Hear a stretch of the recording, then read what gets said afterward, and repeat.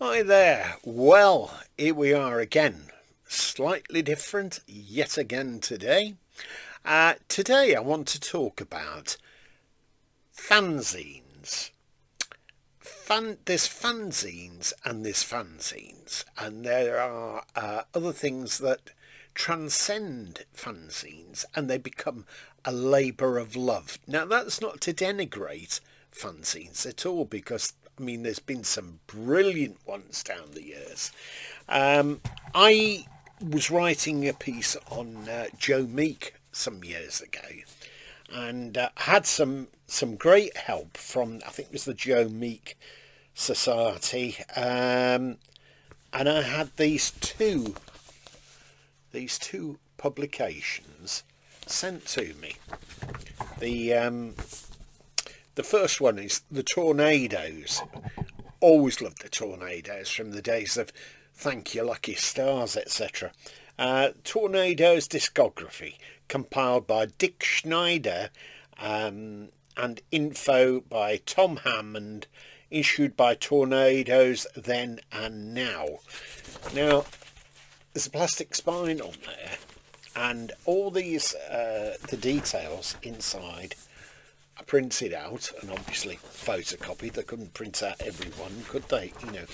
Type it out, every one. And they contain so much.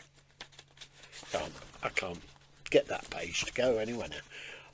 Loads and loads of information. Who played what, when.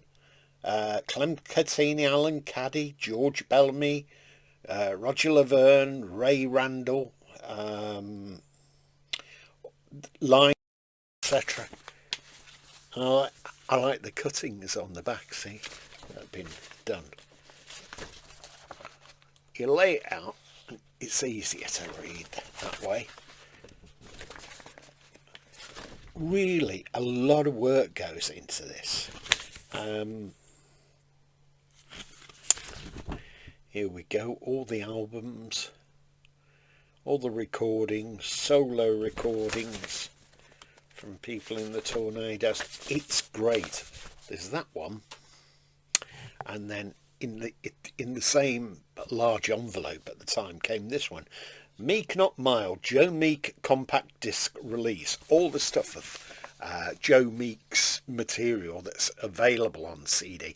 This is going back some years, because of course now there's a few box sets out, and there's a box set on the Tornadoes, which I've got. Love and Fury, the Tornadoes. That is an excellent box set.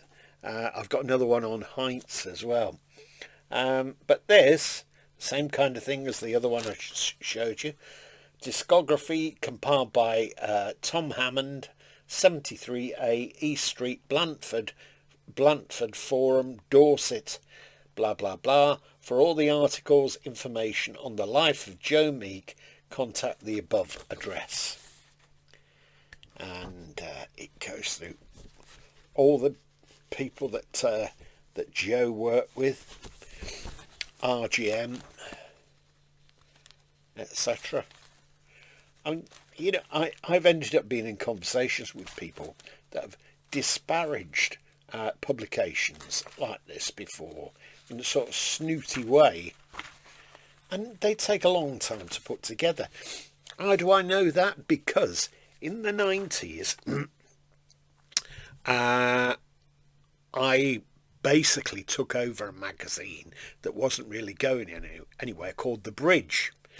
And The Bridge, the name came from the bridge that at that time, before the new superstructure, which is the Mersey Gateway, it was the bridge from Runcorn to Widnes, and it crossed over.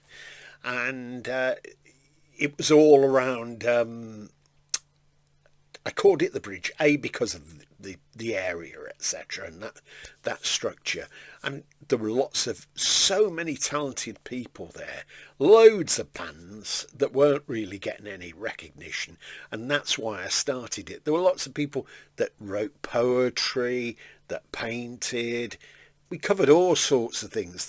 I wrote the bulk of it, and there was another guy called Mark Henderson as well. He was very enthusiastic, and there were studios in Runcorn at that time called Pagan Studios, and they used to promote gigs at a place called the Castlefield Centre. Don't know if it exists now even. And one of the highlights was one night when Mick Abrams was playing there as Mick Abrams, Bloodwind Pig, you remember. That was very interesting. I got to interview Mick, and such a character. We were there for like 2 hours or more after the show had finished, and then there was another concert there by a group called Legend, and they were formed out of the owners of the Pagan Studios and various other people. That was filmed. I think I've got the film, some VHS of it somewhere or other. But great days, good fun. I got a grant and some help from the Holton Arts Unit, as was then, and also the Northwest Arts Board. So, as I say, things like this, people put a lot of work in, a lot of love, and usually it ends up costing money out your own pocket, as I found out, because of all the printing costs, etc., and distribution of things and so on. But they're always nice to see publications like that, because I know that people have done them. They've approached it with love and interest and a great knowledge in most cases anyway. Well, that's me wittering on. I wonder if you've ever published anything like that, or been involved in anything like that.